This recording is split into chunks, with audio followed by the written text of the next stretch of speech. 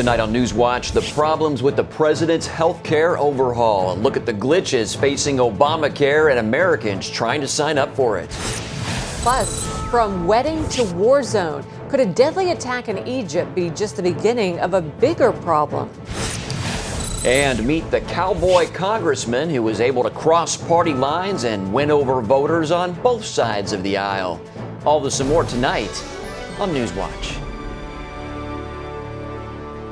Good evening. I'm Mark Martin. And I'm Wendy Griffith. The White House is prescribing a major intervention on behalf of its failing health care sign-up system. People are not enlisting on Obamacare because the websites don't work. The president says, however, that's about to change. Yeah, but skeptics remain very critical of the entire program. John Waggy explains in tonight's top story. Ladies and gentlemen, the President of the United States. The president claims he's as upset as anyone with the problems of the healthcare sign-up process. Nobody's madder than me about the fact that the website isn't working as well as it should, which means it's going to get fixed. The president didn't dwell on the theme that his own Health and Human Services Secretary set up the enrollment system.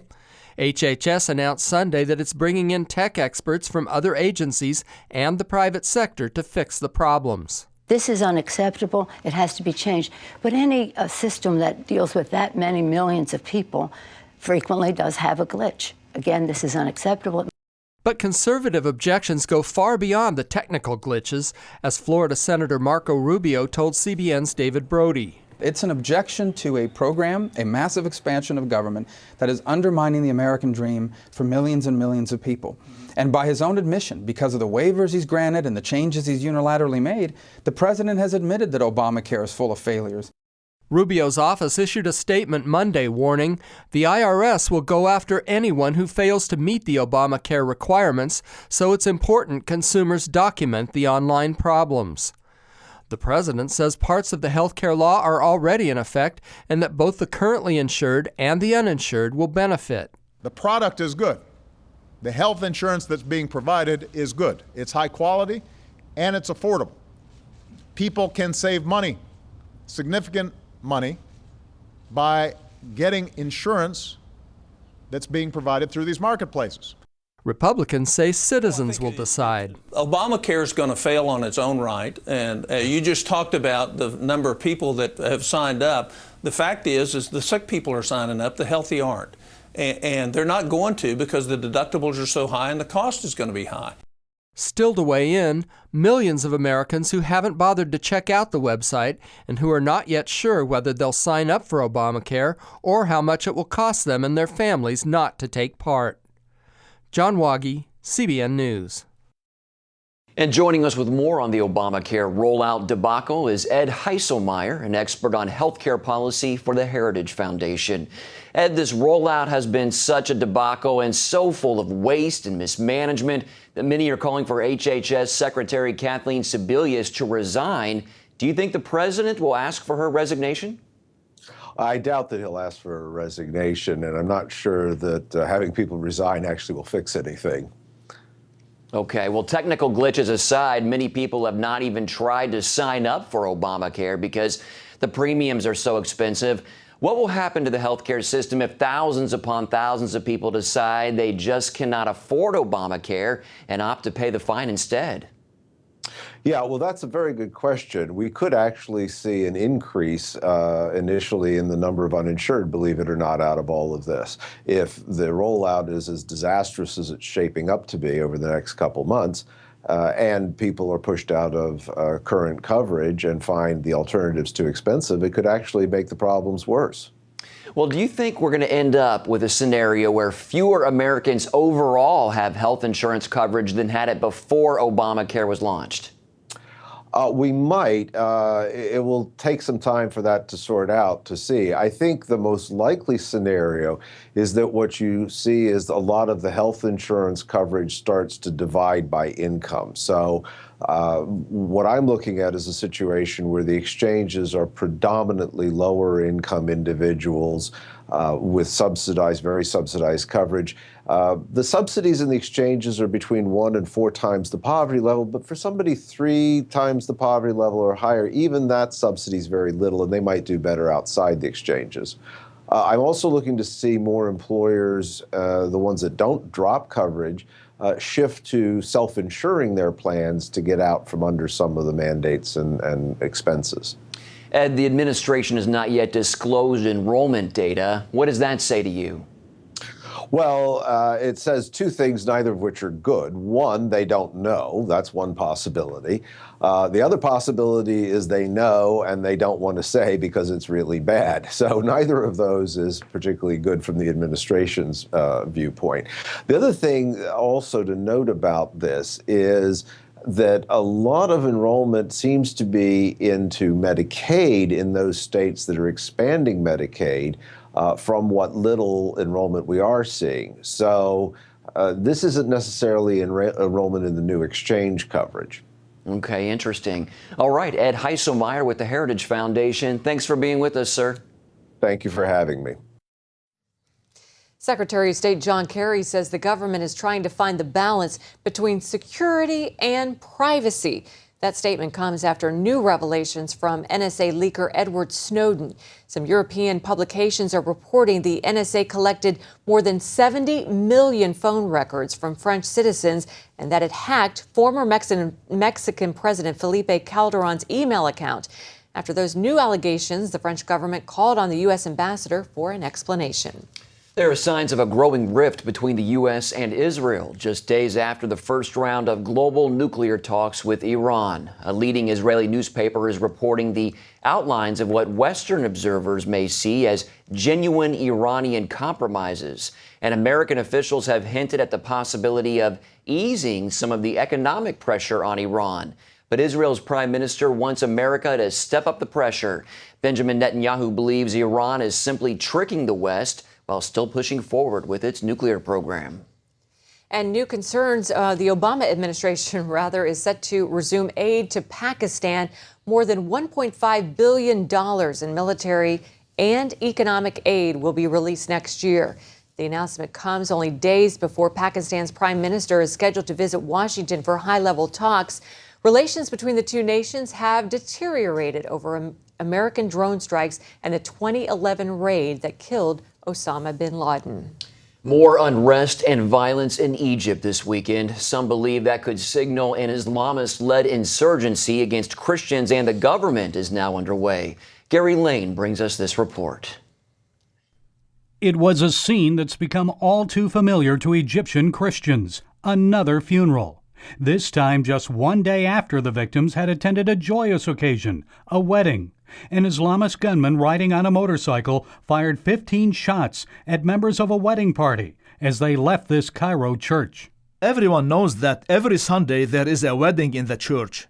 There was a lot of traffic outside the church when a motorbike and a car approached the crowd outside the church. The car stopped and the gunman on the motorcycle started shooting and ran away. The attack killed 4 people, including 8-year-old Nermeen, who was excited about wearing her new dress and boots to the wedding. What is happening is targeting all of Egypt and not only the Christians. This is enough. People are getting sick and tired of this. On Saturday, northwest of Cairo in Islamia, members of a jihadist group that calls itself Supporters of the Mahdi claimed responsibility for a car bombing outside a military intelligence building. The group warned Egyptians to avoid military and police buildings, saying they are legitimate targets for the Mujahideen. The Islamia bombing and other similar attacks in the Sinai suggest Egypt may be facing the start of an insurgency. The Supporters of the Mahdi accuse Egyptian intelligence services and the military of waging war on Egyptians, which, quote, only benefits the enemies of the nation, Jews and Christians. Militant Islamists blame Christians and the military for the uprising last July that ended Mohammed Morsi's presidency and led to a crackdown against the Muslim Brotherhood. And it doesn't look like attacks against Christians, the military, and police will end anytime soon. This was the scene at Cairo's Al-Azhar University Sunday, rioting pro-Morsi students opposing police. It was another weekend of political unrest, suggesting Egyptians are likely to face more violence and instability in the days ahead. Gary Lane, CBN News. New concerns about a possible health crisis in Syria. The World Health Organization recorded the first suspected outbreak of polio there, and doctors are also seeing flare-ups of typhoid, hepatitis, and a flesh-eating parasite. A recent study by the World Health Organization found at least 35% of Syria's public hospitals are damaged or destroyed as a result of the country's civil war. In some areas, up to 70% of healthcare workers have fled. Now, as winter approaches and groups are scrambling to provide care for refugees and prevent the spread of more illness. With the winter coming, especially in just a few weeks, it's as cold as it gets anywhere here in the United States, and some places you'll even find snow. So we're racing against the clock to try and make sure that people have, warm clothing and tents and so on in preparation for the winter months. Disease is more likely to spread as Syrians continue to flee into other countries. At least 185 are dead after last Tuesday's massive earthquake in the central Philippines. CBN disaster relief teams are helping survivors, many of whom are trapped in remote areas. And some villagers are receiving medical aid for the first time since the disaster. Lucille Toulousan has the story. The earthquake crumbled sections of Minerva Acuram's home. Her son Renante says a trip to the doctor saved the family from death. It's really a miracle. I'm really thankful to God. If we were home, my mother and my sisters would still be sleeping here in their rooms and would have been killed when our house collapsed. Minerva suffers from heart palpitations and anxiety. I am always dizzy and I feel so weak. I am thankful that trip to the doctor saved us, but I still feel the same and even feel worse because of the earthquake. Minerva and other villagers are desperate for medical attention. The earthquake caused the town's hospital and bridge to collapse. That makes it almost impossible for villagers to get help at another hospital outside of town. Though access to these isolated areas is limited, CBN disaster relief teams endured difficult travel conditions to bring help to these desperate Filipinos. Almost all of the houses here in the municipality of Loon have also been severely damaged by the earthquake. And that is why most of the families are living in makeshift tents outside their homes. And some of them are staying in these school grounds. And today, the CBN relief team has come here to conduct a medical mission. And the people here are very grateful because for the very first time, their medical needs are being cared for. We feel relieved, even for a short while, and that matters so much to us.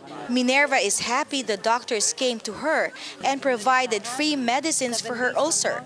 A CBN counselor prayed for healing and invited her to trust Jesus. Thank you very much for coming to us. You've made us feel that we are not alone. After the counselor prayed for me, I feel a big burden was lifted from my chest. Most of the earthquake victims are suffering from dehydration, diarrhea, and skin disease because of lack of clean water. CBN disaster relief teams will work to meet that need and bring additional help in the days ahead.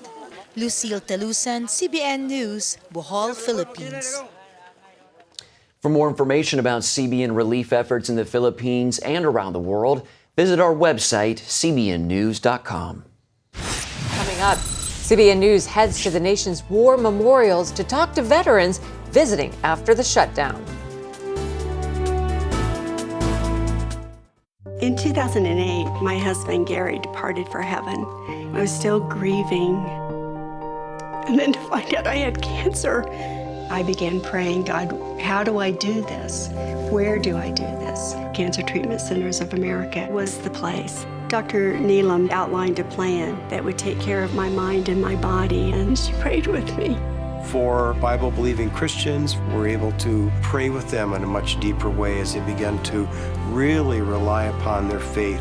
At Cancer Treatment Centers of America, we believe in the power of faith and prayer as indispensable allies in the fight against complex and advanced stage cancer. I'm back in Telluride on the mountain skiing. I feel strong and healthy. Advanced medicine and technology. And I am a survivor. The warm embrace of the spirit and the power of prayer. These are happy tears. Please go to cancercenter.com/faith. Appointments available now. Cancer Treatment Centers of America. Care that never quits.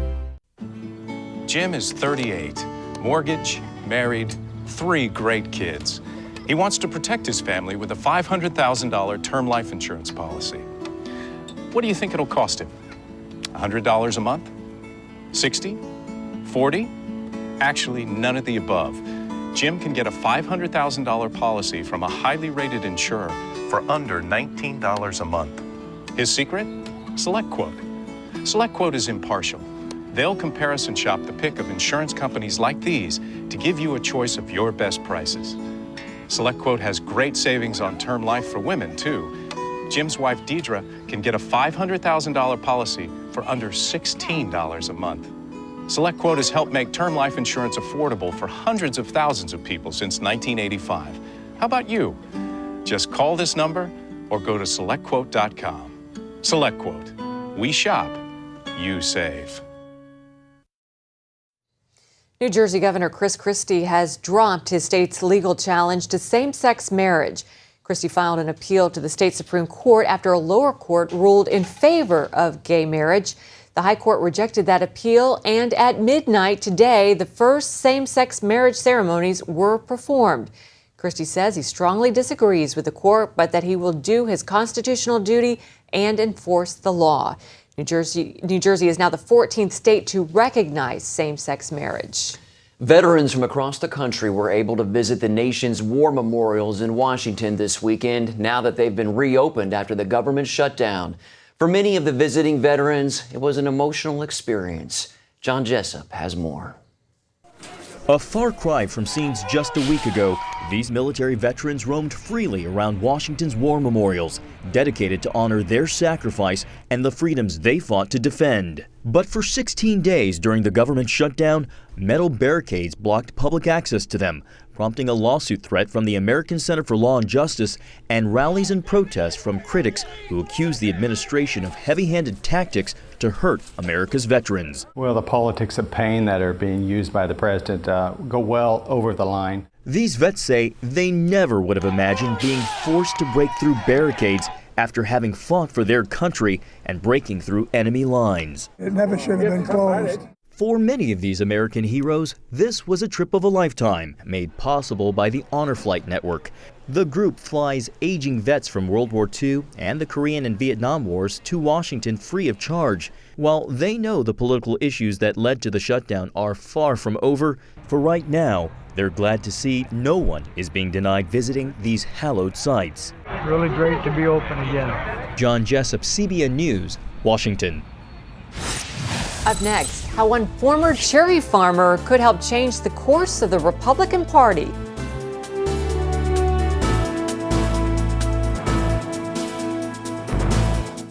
Hello? Is this thing on?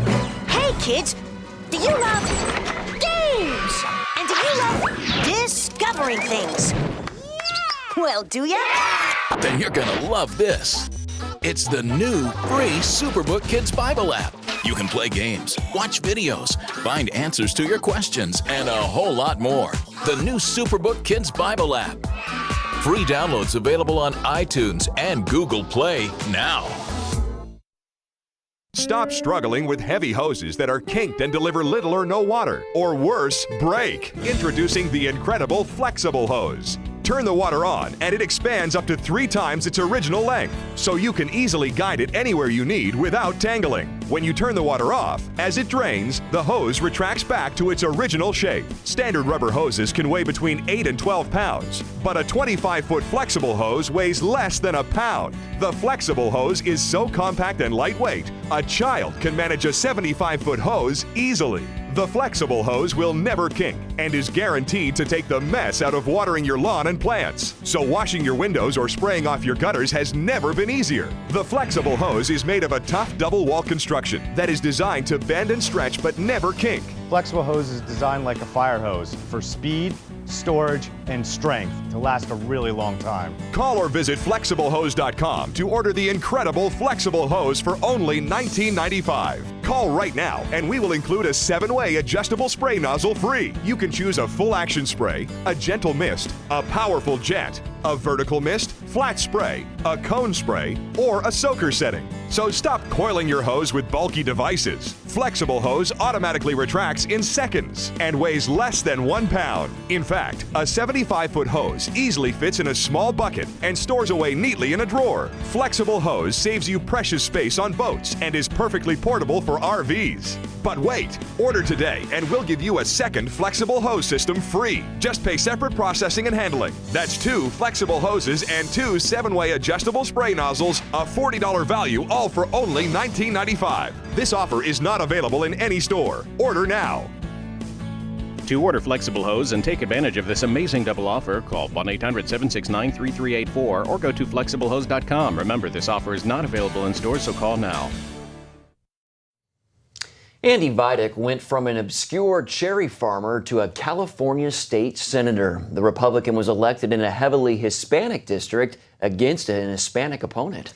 As David Brody explains in tonight's Focus Report, his story may carry some lessons for the National Republican Party. It looks like a typical swearing-in ceremony. I, Andy Vajdak, do solemnly swear. Do solemnly swear. But California State Senator Andy Vajdak will tell you that the ride to get here was anything but typical. What a long, strange trip it's been. Vajdak may look like a state senator when he takes the floor, but at heart, he's still a cherry farmer from the Central California Valley. He brings his lunch to work. He wears his cowboy hat during off hours and drives his faithful pickup truck, which has about 300,000 miles on it. Oh, and please don't call him Senator. I'm just Andy. Andy enjoyed life as a farmer and rancher, but as time went on, he watched environmental policies devastate California's economy. For example, farmers can only receive a small portion of water in order to protect fish. We've got some radical environmentalism that has pushed it a little bit too far, well, actually a long way too far. And when we start putting insects and plants and animals ahead of human beings, I don't agree with those types of things. So the question is, how did Andy Vajdak do it? How did an obscure cherry farmer south of Fresno, California, end up here at the state capitol in Sacramento? He did it with the help from Hispanics in his district. But what really caught the nation's attention is that he won against an Hispanic woman in a district that's 60% Hispanic and heavily favors Democrats. I don't see colors. I mean, it was just about going and talking about common sense, values, common sense, because there is no party lines with common sense. Nationally, the Republican Party is still trying to gain more of the Hispanic vote. As the Latino population increases its share of the electorate, their future votes are crucial to the GOP. So what can they learn from Vajdak's victory? Well, it helped that he speaks fluent Spanish, but also his working class roots, pro-family values, and community involvement really cemented the bond. I cooked menudo for 9 hours in 98-degree heat. But I went to that not because they were Hispanic, but because there was 10,000 people there. And, we just have to go out and talk to folks. I don't ride a white horse. I'm not a silver bullet. That underscores a larger point, authenticity. He didn't treat Hispanics as a political talking point, something that couldn't be said about his opponent. Opponent Leticia Perez received heavy criticism after attempting to attract churchgoers by using the image of Our Lady of Guadalupe in a campaign flyer. The lesson? Overtly political moves will not work with Latinos. And then there is immigration, a position where Vajdak showed compassion by embracing a pathway to citizenship for illegal immigrants. I don't believe in breaking up families.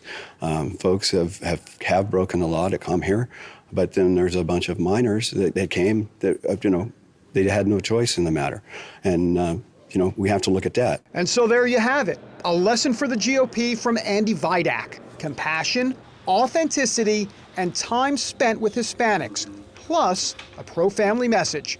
Vajdak also knows his victory included one more vital element, a faith in Jesus Christ. I don't know how you could be a farmer and not have a lot of faith in God and know that He's in charge, and you need to work as hard as you can, and create all the opportunities you can. But at the same time, there's a higher power. Jesus Christ is my Savior, and through that, all things are possible. And here I am in Sacramento. A simple farmer ready to do business. I come to Sacramento armed with a smile, a handshake, and my common sense.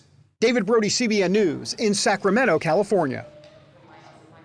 Great story. And for more of David's exclusive political coverage, make sure you check out his weekly show and blog, The Brody File, and you can find them on our website, cbnnews.com.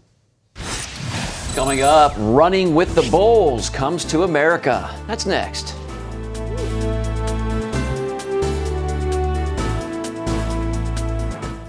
Attention sleep apnea patients. Are you tired of the expense and hassle of getting your CPAP and BiPAP supplies? Are you fed up with dealing with ill-fitting, leaking, or worn-out masks and straps? Are you worried about the effects that unsanitary tubes, cushions, and filters have on your health?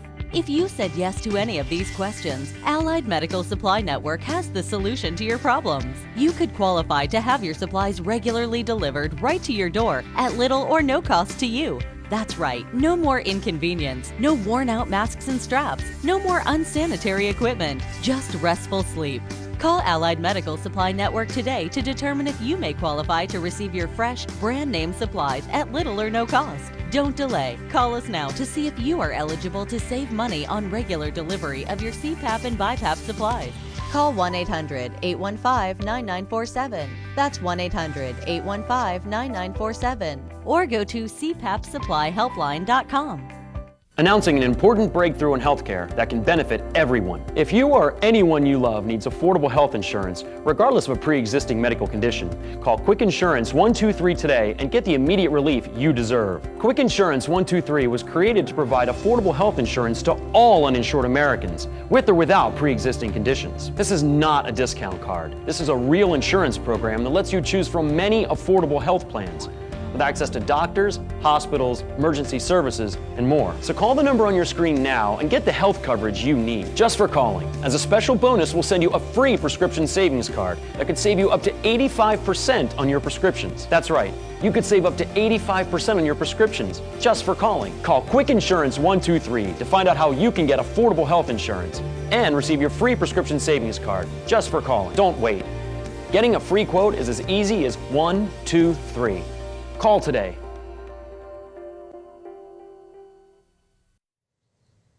Finally tonight, thrill seekers in Georgia got a little taste of Spanish tradition this weekend. Yeah, and it wasn't a meal that brought them closer to Spain. It was running for their lives. 3,000 people ran down a quarter-mile course with angry bulls, each bull weighing up to 2,000 pounds. This is the first year the Great Bull Run is taking place in the United States. And although thousands went for the run, others chose not to take any chances. I have 2 kids. It's about as dangerous as it gets. You don't need the bull running. Nope, they run me enough. I think I'm a little too old for bull running these days. Well, the Great Bull Run is inspired by the annual Running of the Bulls in Pamplona, Spain. The day-long festival features food, live music, and a free-for-all tomato fight. Future stops in the U.S. include Texas, Florida, Pennsylvania, and Virginia, the first state in the country to hold such a run. I don't know about you, Wendy. I'm an adventurous person, but I would not run with the bulls. No, thank you. I value my hide, my life, and I'm not into getting speared. So thank you. I'm with you there. But it looks exciting for those who like to live dangerously. Well, that's all for this edition of NewsWatch. Thanks for watching. Good night.